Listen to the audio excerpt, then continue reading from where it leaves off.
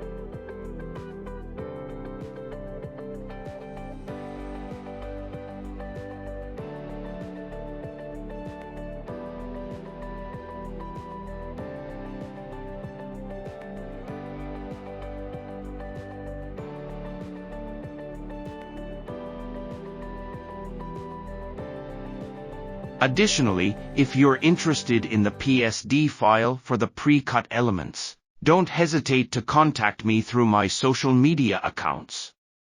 I'm here to assist you and other beginners in your creative endeavors.